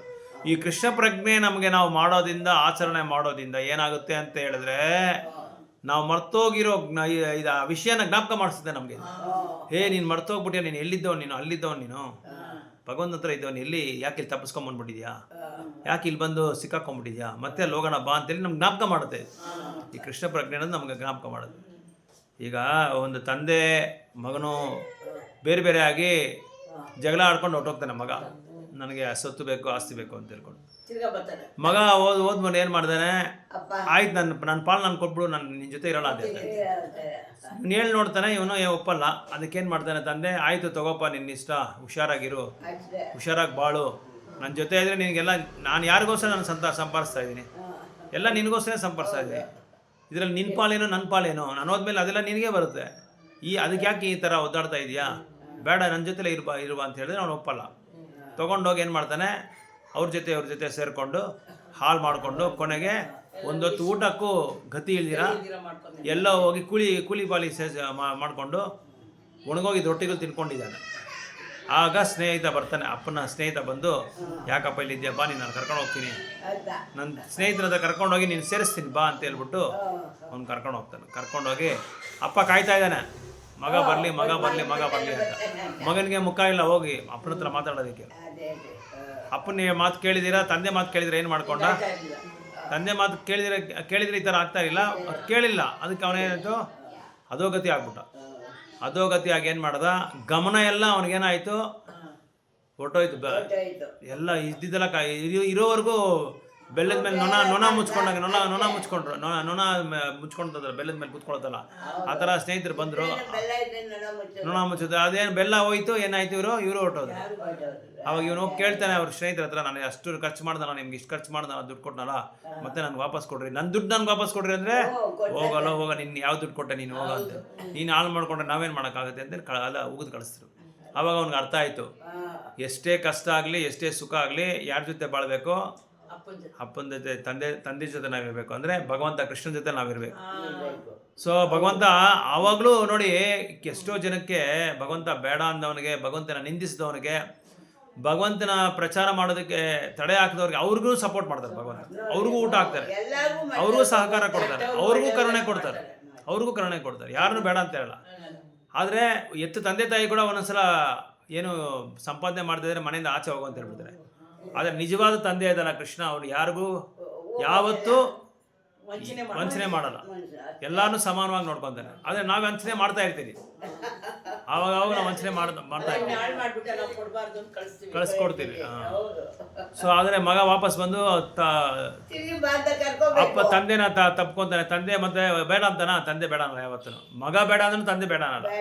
ಅವ್ನು ತಪ್ಕೊಂಡು, ಬಾಪ ಇಲ್ಲ ನೀನಿದ್ದೆ ಬಾ, ನನ್ನ ವ್ಯವಹಾರ ಎಲ್ಲ ನೀನು ನೋಡ್ಕೋ, ನನಗೆ ಸೇವೆ ಮಾಡು, ನಿನ್ನೆಲ್ಲ ನೀನು ತಗೋ, ನನಗೇನು ಬೇಕಾಗಿಲ್ಲ. ಇಲ್ಲಪ್ಪ ನಿನ್ನ ಇದು ನನಗೇನು ಬೇಕಾಗಿಲ್ಲ, ನಿನ್ನ ಆಸ್ತಿ ಪಾಸ್ತಿ ನನಗೆ ಬೇಕಾಗಿಲ್ಲ, ನಿನಗೆ ನಾನು ಸೇವೆ ಮಾಡ್ಕೊಂಡಿದ್ರೆ ಸಾಕು, ನನಗೆ ಅದೇ ಆಸ್ತಿ ಅಂತ ಹೇಳ್ತಾನೆ. ಅಂದರೆ ಶುದ್ಧವಾದ ಭಕ್ತ ಏನು ಮಾಡ್ತಾನೆ, ಭಗವಂತನಿಂದ ಏನೂ ಎದುರು ನೋಡಲ್ಲ. ದುಡ್ಡು, ಆಸ್ತಿ ಪಾಸ್ತಿ, ಒಡವೆ ಗಿಡವೆ, ಬಂಗ್ಲಾ, ಕಾರು, ಬ್ಯಾಂಕ್ ಬ್ಯಾಲೆನ್ಸು, ಇದೆಲ್ಲ ಯಾವುದೂ ಭಕ್ತ ಎದುರು ನೋಡಲ್ಲ. ಭಕ್ತ ಎದುರು ನೋಡೋದೇನು ಅಂದರೆ ಭಗವಂತನ ಪ್ರೀತಿ. ಹೇಗೆ ಭಗವಂತನಿಗೆ ಪ್ರೀತಿಯಿಂದ ಸೇವೆ ಮಾಡಬೇಕು ಅದನ್ನು ಮಾತ್ರ ಎದುರು ನೋಡ್ತಾನೆ. ಅದೇ ಮಿಶ್ರಮ ಇಲ್ದಿರೋ ಭಕ್ತಿ. ಅದು ಯಾವುದೇ ಒಂದು ಕಲಹ ಇಲ್ಲ, ಅದರಲ್ಲಿ ಕಲಂಕವಿಲ್ಲದ ಭಕ್ತಿ, ಶುದ್ಧವಾದ ಭಕ್ತಿ ಮಾಡ್ತಾನೆ. ಸೊ ಈಗ ಇವನ್ನು ಅರಿಯಬೇಕು. ಮೇಲೆ ಹೇಳಿದ 3 ರೀತಿಗಳಲ್ಲಿ ಯಾವುದನ್ನು ಅನುಸರಿಸಿದರೂ ಶೀಘ್ರವಾಗಿಯೂ ತಡವಾಗಿಯೂ ಅಂತೋ ಪರಮ ಗುರಿಯನ್ನು ಮುಟ್ಟುವುದು ಖಂಡಿತ. ಸೊ ಇಲ್ಲಿ ಹೇಳ್ತಾ ಇದ್ದಾರೆ 3 ವಿಧವಾದ ಭಕ್ತಿ, 3 ವಿಧವಾದ ಪದ್ಧತಿಗಳು. ಒಂದು ಜ್ಞಾನ ಮಾರ್ಗ, ಯೋಗ ಮಾರ್ಗ, ಭಕ್ತಿ ಮಾರ್ಗ. ಆದರೆ ಭಕ್ತಿ ಮಾರ್ಗದಲ್ಲಿ ನಾವು ಹೋದರೆ ಭಗವಂತನ ಜ್ಞಾನನೂ ಬಂದ್ಬಿಡುತ್ತೆ, ಪ್ರತಿಯೊಂದು ಬಂದ್ಬಿಡುತ್ತೆ, ಭಗವಂತನ ಸಂಬಂಧ ನಮ್ಗೆ ಗೊತ್ತಾಗ್ಬಿಡುತ್ತೆ, ಸರಳವಾಗಿ ಭಗವಂತನ ಹತ್ರ ಹೋಗಿ ಸೇರ್ಕೊಂಡ್ಬಿಡ್ಬೋದು. ಸೊ ಈ 3ರಿಂದ ನಾವು ಸೇರ್ಕೋಬೋದು ಭಗವಂತನ ಹತ್ರ ಅಂತ ಹೇಳ್ತಾ ಇದ್ದಾರೆ. ಇದನ್ನು ಭಗವಂತ 2ನೇ ಅಧ್ಯಾಯದಲ್ಲಿ ಹೇಳಿದ್ದಾನೆ. ಆಧ್ಯಾತ್ಮಿಕ ಮಾರ್ಗದಲ್ಲಿ ಸ್ವಲ್ಪ ಪ್ರಯತ್ನ ಪಟ್ಟರೂ ಬಿಡುಗಡೆಯ ಹೆಚ್ಚಿನ ಭರವಸೆಯುಂಟು. ಈ 3 ವಿಧಾನದಲ್ಲಿ ಈ ಯೋಗಕ್ಕೆ ಭಕ್ತಿ ಯೋಗವೇ ವಿಶೇಷವಾಗಿ ಸೂಕ್ತವಾದದ್ದು. ಏಕೆಂದರೆ ಭಗವಂತನ ಸಾಕ್ಷಾತ್ಕಾರಕ್ಕೆ ಅದು ಅತ್ಯಂತ ನೇರವಾದ ಮಾರ್ಗ. ಇದನ್ನು ಇನ್ನೂ ಖಚಿತ ಮಾಡಿಸಿಕೊಳ್ಳಲು ಅರ್ಜುನನು ಕೃಷ್ಣನನ್ನು ಅವನ ಹಿಂದಿನ ಮಾತನ್ನು ದೃಢಪಡಿಸುವಂತೆ ಕೇಳುತ್ತಾನೆ. ಸೊ ಈ 3 ಮಾರ್ಗನೂ ಭಗವಂತ ಹತ್ರ ಹೋಗಿ ಸೇರ್ಕೋಬೋದು ಅಂತ ಹೇಳ್ಬಿಟ್ರು. ಆದರೆ ಅತ್ಯುತ್ತಮವಾದ ಮಾರ್ಗ ಯಾವುದು ಅಂತ ಹೇಳ್ತಾ ಇದ್ದಾರೆ ಪ್ರಭುಪಾದರು. ನಿಜವಾದ ಅತ್ಯುತ್ತಮವಾದ ಮಾರ್ಗ ಯಾವುದು ಅಂದರೆ ಭಕ್ತಿ ಸೇವೆ. ಭಕ್ತಿ ಸೇವೆ ನೀನು ಮಾಡೋದ್ರಿಂದ ಕೃಷ್ಣನ ನೀನು ಸರಳವಾಗಿ ನೀನು ಪಡ್ಕೋಬೋದು. ಬೇರೆ ಯಾವುದೇ ಮಾರ್ಗದಲ್ಲಿ ನೀನು ಆತ್ಮ ಸಾಕ್ಷಾತ್ಕಾರ ಮಾಡ್ಕೊಳ್ಳೋಕ್ಕೆ ಆಗಲ್ಲ ಅಂತ ಹೇಳ್ತಾ ಇದ್ದಾರೆ. ಹೌದು, ಆದರೆ ಈ ಯುಗದಲ್ಲಿ ಜ್ಞಾನವನ್ನು ಬೆಳೆಸಿಕೊಳ್ಳುವುದು ಮತ್ತು ಅಷ್ಟಾಂಗ ಯೋಗ ಪದ್ಧತಿಯ ಅಭ್ಯಾಸವು ಬಹು ಕಷ್ಟ. ಜ್ಞಾನ ಪಡೆಯೋದು ಕಷ್ಟ. ಎಷ್ಟು ಅಂತ ಓದಕ್ಕಾಗುತ್ತೆ ನಾವು? ಓದಿ ನಮ್ಮ ಕೈಲಿ ಆಗಲ್ಲ, ಎಲ್ಲ ಓದಕ್ಕಾಗಲ್ಲ. ಭಾಗವತ ಓದಬೇಕು, ಭಗವದ್ಗೀತಾ ಓದಬೇಕು, ಚೈತನ್ಯಮೃತ ಓದಬೇಕು, ಉಪನಿಷತ್ತುಗಳು ಓದಬೇಕು, ಪುರಾಣಗಳು ಓದಬೇಕು, ಇತಿಹಾಸಗಳು ಓದಬೇಕು, ಎಲ್ಲ ಓದಕ್ಕಾಗಲ್ಲ. ಆದರೆ ಅದಕ್ಕೆ ಜ್ಞಾನ ಮಾರ್ಗದಿಂದ ನಾವು ಆಗಲ್ಲ. ಯೋಗ ಅಷ್ಟಾಂಗ ಯೋಗವನ್ನು ಮಾಡೋಕ್ಕಾಗಲ್ಲ. ಹಿಂಗೆ ಕೂತ್ಕೊಬೇಕು, ಜಿಂಕೆ ತೋಳ ಮೇಲೆ ಕೂತ್ಕೋಬೇಕು, ಪದ್ಮಾಸನದಲ್ಲಿ ಕೂತ್ಕೊಬೇಕು, ಶ್ವಾಸ ಮಾಡಬೇಕು, ಗಾಳಿನ ಶ್ವಾಸ ಮಾಡ್ಕೊಬೇಕು, ಗಾಳಿ ಬಿಡಬೇಕು, ಶ್ವಾಸ ತಗೋಬೇಕು, ಶ್ವಾಸ ಬಿಡಬೇಕು, ಬ್ರೀತ್ ಇನ್ ಬ್ರೀತ್ ಔಟ್. ಆಮೇಲೆ ಈ ಎರಡು ಕಣ್ಣು ರೆಪ್ಪೆಗಳನ್ನ ಮಧ್ಯದಲ್ಲಿ ಹಿಂಗೆ ನೋಡಬೇಕು, ಯಾವುದೇ ಕಳಂಕ ಆಗಬಾರ್ದು, ಯಾರು ಬಂದರೂ ನಾವು ಡಿಸ್ಟರ್ಬ್ ಆಗಬಾರ್ದು. ಇದೆಲ್ಲ ನಾವು ಯೋಗ ಪದ್ಧತಿ ಮಾಡೋಕ್ಕಾಗಲ್ಲ. ಅದಕ್ಕೆ ಭಕ್ತಿ ಯೋಗ ನಾವು ಮಾಡಿಕೊಂಡ್ರೆ ಈ ಎರಡು ಪದ್ಧತಿ ಆಟೋಮೆಟಿಕ್ಕಾಗಿ ಅದರಲ್ಲೇ ಬಂದ್ಬಿಡುತ್ತೆ ಅಂತ ಹೇಳ್ತಾ ಇದ್ದಾರೆ. ಸೊ ಮೊಟ್ಟ ಮೊದಲನೆಯದಾಗಿ ಈ ಪ್ರಕ್ರಿಯೆಯನ್ನು ಅನುಸರಿಸುವಲು ಅದಕ್ಕೆ ಏನು ಹೇಳ್ತಾ ಇದರಲ್ಲಿ ಪರಿಶ್ರಮ ಇಲ್ಲಿ ಈ ಯುಗದಲ್ಲಿ ಇದು ಮಾಡೋದು ತುಂಬ ಕಷ್ಟ ಅಂತ ಹೇಳ್ತಾ ಇದ್ದಾರೆ. ಯೋಗ ಮಾಡೋದು ಕಷ್ಟ, ಮತ್ತು ಜ್ಞಾನ ಯೋಗ ಮಾಡೋದು ಕಷ್ಟ. ಆದ್ದರಿಂದ ಸತತ ಪರಿಶ್ರಮ ಪಟ್ಟರೂ ಅನೇಕ ಕಾರಣಗಳಿಂದ ಮನುಷ್ಯನು ವಿಫಲನ ಆಗ್ತಾನೆ. ಎಷ್ಟೋ ಈಗ ಯೋಗಕ್ಕೆ ಹೋಗ್ತಾ ಇರ್ತಾನೆ ಅನ್ಕೊಳ್ಳಿ, 6 ತಿಂಗಳು ಒಂದು 5 ತಿಂಗಳು, ಅಲ್ಲಿ ಏನೇಳ್ತಾನೆ ಡೈಲಿ ಬರಬೇಕಪ್ಪ, ಒಂದಿನ ಕೂಡ ಮಿಸ್ ಆಗಬಾರ್ದು ಅಂತಾನೆ. 2ನೇ ದಿನ ಹೋಗ್ತಾನೆ, 3ನೇ ದಿನ ಹೋಗ್ತಾನೆ, 4ನೇ ದಿನ ಏನೋ ಬಂತು, ಕೈ ನೋವು, ಕಾಲು ನೋವು ಏನೋ ಬಂತು. ಯಾಕಂದ್ರೆ ಅವಾಗದ ಯೋಗ ಮಾಡ್ತಾನೆ ಇರ್ತಾರಲ್ಲ, ಎಲ್ಲ ರಕ್ತ ಇದಾಗ್ಬಿಡುತ್ತೆ, ಒಳಗಡೆ ಇರೋ ದೇಹದಲ್ಲಿರೋ ರಕ್ತ ಏನಾಗುತ್ತೆ, ಒಂದೊಂದು ಕಡೆ ಬ್ಲಾಕ್ ಆಗ್ಬಿಡುತ್ತೆ, ಗಟ್ಟಿ ಆಗ್ಬಿಡುತ್ತೆ. ಇನ್ನೊಂದು ಕಾಲು ನೋವು, ಕೈ ನೋವು ಸ್ಟಾರ್ಟ್ ಆಗ್ಬಿಡುತ್ತೆ. ಸರಿ, ಆವತ್ತು ಹೋಗಲ್ಲ, 2ನೇ ದಿನ 5ನೇ ದಿನ ಹೋಗಲಿಲ್ಲ. ಅವಾಗ ಕೇಳಿದೆ, ಯಾಕಪ್ಪ ರೆಗ್ಯುಲರಾಗಿ ಬರೋಕ್ಕಾಗಲಿಲ್ಲ ಅಂದರೆ, ಈ ಥರ ಆಯಿತು ಅಂತ ಹೇಳಿದೆ. ಯಾವ ಥರ ಆದ್ರೂ ಬರ್ತಾ ಇರಬೇಕಪ್ಪ ಅಂತ ಹೇಳ್ತಾರೆ. ಆಗಲ್ಲ ಹೋಗಕ್ಕೆ. ಆಮೇಲೆ ನಾಳೆ ಮದುವೆ ಬಂತು, ಯಾರ್ದು ಮದುವೆಗೆ ಒಂದು 2-3 ದಿನ ಹೋದ. ಆಮೇಲೆ ಇನ್ನೊಂದು ವಾರ ಬಂತು, ಏನೋ ತೇರು ಬಂತು, ತೇರ್ಪೇಟೆ ತೇರು, ಅಲ್ಲೊಂದು 2 ದಿನ ಹೋದ, ಮುಗೀತು. ಹಿಂದಿನ ವಾರ ಫ್ರೆಂಡ್ ಮದುವೆ, ಅಲ್ಲೂ ಹೋದ. ಸೊ ಯೋಗ ಮಾಡೋಕ್ಕೆ ದುಡ್ಡು ವೇಸ್ಟ್, ಕಾಯಿಲೆನೂ ಬಂತು. ಅದನ್ನು ಸರಿಪಡಿಸೋಕ್ಕೂ ಅದನ್ನು ಕರೆಕ್ಟಾಗಿ ಹೋಗೋಕ್ಕೂ ಅವ್ನ ಕೈಲಿ ಆಗಲಿಲ್ಲ. ಏನೋ ಒಂದು ಇದು ತಡೆ ಬರ್ತಾ ಇರ್ತದೆ. ಇಲ್ಲ ಏನೋ ಮನೆಯಲ್ಲಿ ಕೆಲಸ, ಪರ್ಸನಲ್ ವರ್ಕ್ ಹೋಗ್ತಾನೆ, ಇದು ಕರೆಕ್ಟಾಗಿ ಹೋಗೋಕ್ಕಾಗಲ್ಲ. ಅದೇ ಕೆಲವರು ರೆಗ್ಯುಲರಾಗಿ ಹೋಗ್ತಾ ಇರ್ತಾರೆ ಯೋಗ ಪದ್ಧತಿ. ಕೆಲವರು ಎಲ್ಲ ಯೋಗ ಯಂಗ್ಸ್ರೆಲ್ಲ ಹೋಗ್ತಾರೆ ರೆಗ್ಯುಲರ್. ನಮ್ಮ ಏರಿಯಾನಲ್ಲೇ ಒಂದು ಐತೆ ಯೋಗ ಇದು ಕ್ಲಾಸು, ರೆಗ್ಯುಲರಾಗಿ ಹೋಗ್ತಾರೆ ಅಲ್ಲಿ. ಅವ್ರು ಏನಕ್ಕೆ ಹೋಗ್ತಾರೆ ಅಂದರೆ ಭಕ್ತಿಗೋಸ್ಕರ ಹೋಗಲ್ಲ, ದೇಹನ ಕರಗಿಸೋದಕ್ಕೆ. ದುಡ್ಡು ಕೊಟ್ಟು ಚೆನ್ನಾಗಿ ಖರ್ಚು ಮಾಡಿ ಅಲ್ಲಿ ಇಲ್ಲಿ ತಿನ್ಬಿಡ್ತಾರೆ, ಹೋಟ್ಲಲ್ಲಿ ಅಲ್ಲಿ ಇಲ್ಲಿ ಚೆನ್ನಾಗಿ ಜಂಕ್ ಫುಡ್, ಆ ಫುಡ್, ಈ ಫುಡ್ ಎಲ್ಲ ತಿನ್ಬಿಟ್ಟು ಏನು ಮಾಡ್ತಾರೆ, ಕಾಯಿಲೆಗಳಿಗೆ ಹಾಸ್ಪಿಟ್ಲ್ಗೆ ಹೋಗ್ತಾರೆ. ಹಾಸ್ಪಿಟ್ಲಲ್ಲಿ ಏನು ಹೇಳ್ತಾರೆ ಡಾಕ್ಟ್ರು, ನೀವು ಮೈ ಕರೆಸ್ಕೋಬೇಕಪ್ಪ, ನೀವು ಅಲ್ಲಿ ಇಲ್ಲಿ ತಿನ್ನಬಾರ್ದು, ನೀವೇನೋ ಒಂದು ಬಾಡಿ ಇದು ಪರಿಶ್ರಮ ಮಾಡಬೇಕು, ಏನೋ ಅಭ್ಯಾಸ ಮಾಡಬೇಕು. ಆವಾಗ ಏನಾಗ್ತಾರೆ, ಯೋಗ ಹತ್ರ ಹೋಗ್ತಾರೆ. ಒಂದು 6 ತಿಂಗಳು ಹೋಗ್ತಾರೆ, ಎಲ್ಲ ಆಯ್ತಪ್ಪ ಮುಗೀತು, ವೆಯ್ಟ್ ಚೆಕ್ ಮಾಡ್ತಾರೆ, ಸರ ಆಯಿತು. ಆಮೇಲೆ ಮತ್ತೆ ಏನು ಮಾಡ್ತಾರೆ, ಮತ್ತೆ ಹೋಗು, ಮತ್ತೆ ಆ ಮದುವೆಗೆ ಹೋಗು, ಇವ್ರ ಮದುವೆಗೆ ಹೋಗು, ಅಲ್ಲಿ ತಿನ್ನು, ಇಲ್ಲಿ ತಿನ್ನು, ಎಲ್ಲ ಕಡೆ ತಿನ್ನು, ಮತ್ತೆ ಬೆಳೆಸ್ಕೊ. ಸೊ ಇದೆಲ್ಲ ರೆಗ್ಯುಲರಾಗಿ ಮಾಡೋಕ್ಕಾಗಲ್ಲ. ಆದರೆ ಭಕ್ತಿ ಸೇವೆನಲ್ಲಿ ನೋಡಿ, ಕೃಷ್ಣ ಭಕ್ತಿ ಸೇವೆನಲ್ಲಿ ಸತ್ವಗುಣದಿಂದ ನಾವು ಆಹಾರ ತೊಗೊಂಡ್ಬಿಟ್ರೆ ಯಾವ ಕಾಯಿಲೆನೂ ನಮಗೆ ಬರಲ್ಲ. ಸತ್ವಗುಣದಲ್ಲೇ ಇರಬೇಕು. ಅದರಲ್ಲಿ ಕೃಷ್ಣ ಏನು ಹೇಳ್ತಾರೆ ಅಂದರೆ, ಭಗವದ್ಗೀತಾ ನೀನು ಓದ್ಬಿಟ್ರೆ ನಿನ್ನ ದೇಹನ ಕೂಡ ಯಾವ ಥರ ನೀನು ಮೈಂಟೈನ್ ಮಾಡ್ಕೋಬೇಕು, ಆತ್ಮನ ನೀನು ಸರಿಪಡಿಸ್ಕೊಂಡ್ಬಿಟ್ರೆ ನಿನ್ನ ದೇಹ ಆಟೋಮೆಟಿಕ್ ಆಗಿ ಏನೋ ಯಾವುದೋ ಒಂದು ನಿನಗೆ ತೊಂದರೆ ಕೊಡಲ್ಲ. 6 ಗಂಟೆ 7 ಗಂಟೆ ಮೇಲೆ ನೀವು ನಿದ್ದೆ ಮಾಡಬೇಡ ಅಂತ ಹೇಳ್ತಾರೆ. ನಿನ್ನ ದೇಹಕ್ಕೆ ಎಷ್ಟು ಬೇಕೋ ಅಷ್ಟು ಮಾತ್ರ ನೀನು ಉಣ್ಣಬೇಕು, ಅಷ್ಟು ಮಾತ್ರ ನೀನು ಆಹಾರ ತಗೋಬೇಕು, ಜಾಸ್ತಿ ತಗೋಬಾರ್ದು. ಇದೆಲ್ಲ ಭಗವದ್ಗೀತೆಯಲ್ಲಿ ಹೇಳೋದ್ರಿಂದ ಏನಾಗುತ್ತೆ, ಕೆಲವರು ಸೀರಿಯಸ್ ಆಗಿರೋ ಡಿವೋಟೀಸ್ ಬಂದು ಅದನ್ನು ಫಾಲೋ ಮಾಡ್ತಾರೆ. ಅದನ್ನು ಫಾಲೋ ಮಾಡಿಕೊಂಡು ಎಷ್ಟು ಬೇಕೋ ಅಷ್ಟು ತೊಗೊತಾರೆ. ಆದಷ್ಟು ಆಹಾರವನ್ನು ಎಷ್ಟು ನಾವು ಕಡಿಮೆ ಮಾಡ್ಕೊತೀರೋ ಹೇಳ್ತೀರಿ, ಬಟ್ ಅದು ಅಭ್ಯಾಸ ಮಾಡೋದು ಕಷ್ಟನೇ, ಎಲ್ಲರ ಕೈಲಿ ಕಷ್ಟನೇ. ಯಾಕಂದರೆ ಚಿಕ್ಕ ವಯಸ್ಸಿಂದ ನಮಗೆ ಆ ಥರ ಅಭ್ಯಾಸ ಆಗ್ಬಿಟ್ಟಿದೆ. ಅದಕ್ಕೆ ನಾವೇನು ಮಾಡಬೇಕು, ಆದಷ್ಟು ಸ್ವಲ್ಪ ಕಡಿಮೆ ಮಾಡ್ಕೊಂಡು ಬರ್ತಾ ಇದ್ದೀವಿ. ಒಂದು ಚೂರು ಕಡಿಮೆ ಮಾಡ್ಕೊಂಡು ಬರ್ತಾ ಇದ್ರೆ ಅದು ಕೃಷ್ಣ ಪ್ರಜ್ಞೆಯಲ್ಲಿ ಮಾತ್ರ ಸಾಧ್ಯ. ನಾನು ನೋಡ್ಬಿಟ್ಟೆ, ಅದು ಬೇರೆ ಯಾರು ಹೇಳಿದ್ರು ನಾವು ಮಾಡೋ, ಡಾಕ್ಟ್ರ್ ಹೇಳಿದ್ರು ಕೂಡ ನಾವು ಮಾಡಲ್ಲ, ಮಾಡೋಕ್ಕಾಗಲ್ಲ. ಅವನೇನು ಹೇಳ್ತಾನೆ ಅಂತ ಹೇಳ್ಬಿಟ್ಟು ಅದು ಕ್ಯೂರ್ ಆಗಿಬಿಟ್ರೆ, ವಾಸಿ ಆಗಿಬಿಟ್ರೆ ತಿನ್ಬಿಡ್ತೀರ ಅಷ್ಟೇ. ಯಾವನೋ ತಿಂತಾ ಇದ್ರೆ, ನೋಡಪ್ಪ ನಾವು ಇಷ್ಟು ದುಡ್ಡು ಸಂಪಾದಿಸ್ತೀರಿ, ಇಷ್ಟು ಇದು ಭಗವಂತ ಎಲ್ಲ ಕೊಟ್ಟಿದ್ದಾನೆ, ತಿನ್ನಕ್ಕೆ ನಮ್ಗೆ ಋಣ ಇಲ್ಲ ಅಂತ ಹೇಳ್ಬಿಟ್ಟು ಏನು ಮಾಡಿ, ನಡಿಯೋ ಅಂತ ಮನಸ್ಸು ಹೇಳ್ತದೆ. ಮನಸ್ಸು ಕಂಟ್ರೋಲ್ ಇಲ್ಲಲ್ಲ, ಮನಸ್ಸು ಹೋಗತ್ತಿನ ಇವತ್ತೊಂದಿನ ತಿನ್ನೋ ಅಂತ ಹೇಳ್ತಾರೆ. ತುಂಬ ಚೆನ್ನಾಗಿದೆಪ್ಪ, ತುಂಬ ದಿನ ಆಯಿತು ತಿಂದು, ರುಚಿ ಇವಾಗ ಬರ್ತಾ ಇದೆ ನಾಳೆಗೆ ಅಂತ ಹೇಳ್ಬಿಟ್ಟು ನಾಳೆ ಇನ್ನೊಂದ್ಸಲ ಹೋಗ್ತಾನೆ, ಉಪ್ಪಿನಕಾಯಿ ತಿಂದಂಗೆ. ಸೊ ಇನ್ನೊಂದ್ಸಲ ಹೋಗ್ತಾನೆ. ಅದು ಈಗ ಹೇಳ್ಬೇಕಾಗಿದೆ ಇಲ್ಲ, ಬೇಕಾದಷ್ಟು ಅದಕ್ಕೆ ಅಂತಾನೆ ಅಂಗಡಿಗಳು ಓಪನ್ ಮಾಡಿ ಇಟ್ಕೊಂಡ್ಬಿಟ್ಟಿದ್ದಾರೆ. ಮನುಷ್ಯರನ್ನ ಆರೋಗ್ಯ ಕೆಡಿಸೋದಕ್ಕೆ ಅಂತಾನೆ ಹಲವಾರು ಹೋಟೆಲ್ಗಳು, ಹಲವಾರು ಪಾನಿಪುರಿಗಳು, ಹಲವಾರು ಚಾಟ್ ಕಾರ್ನರ್ಗಳು, ಜಂಕ್ ಫುಡ್ಗಳು ಎಲ್ಲ ಕಡೆ ಇಟ್ಕೊಂಡಿದ್ದಾರೆ.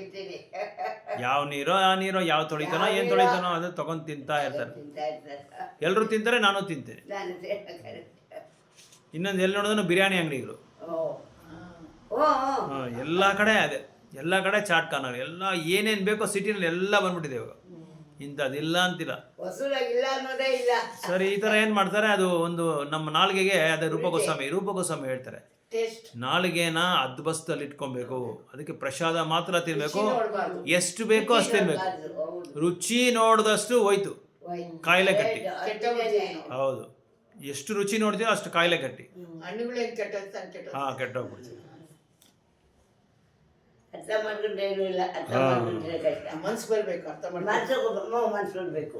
ಅದಕ್ಕೇನು ಮಾಡಬೇಕು, ಆ ಥರ ಯಾರು ಆಚರಣೆ ಮಾಡ್ತಾರೋ ಅವ್ರ ಸಂಘಕ್ಕೆ ಸೇರಬೇಕು. ಅವ್ರ ಸಂಘ ಸೇರೋದ್ರಿಂದ ಏನಂದ್ರೆ ಅವ್ರ ಸಹವಾಸದಿಂದ ನಮಗೂ ಅದು ಸೀರಿಯಸ್ ಆಗಿ ತಗೋಬೇಕು. ಅವ್ರು ಹೆಂಗ್ ಮಾಡ್ತಾರೋ ಅದನ್ನ ನಾವು ಒಳ್ಳೆ ಶುದ್ಧ ಭಕ್ತರು ಯಾವ ತರ ಆಚರಣೆ ಮಾಡ್ತಾರೋ ಅದೇ ತರ ನಾವೇ ಮಾಡ್ಕೊಂಡ್ಬರ್ಬೇಕು. ನಮ್ಮ ಮನಸ್ಸೇ ನಮ್ಗೆ ಕೇಳ್ತೈತೆ. ನೋಡಿ, ಇಲ್ಲಿ ಮನುಷ್ಯನು ಮಾಯೆಯ ಶಕ್ತಿಯಿಂದ ತಪ್ಪಿಸಿಕೊಳ್ಳಲು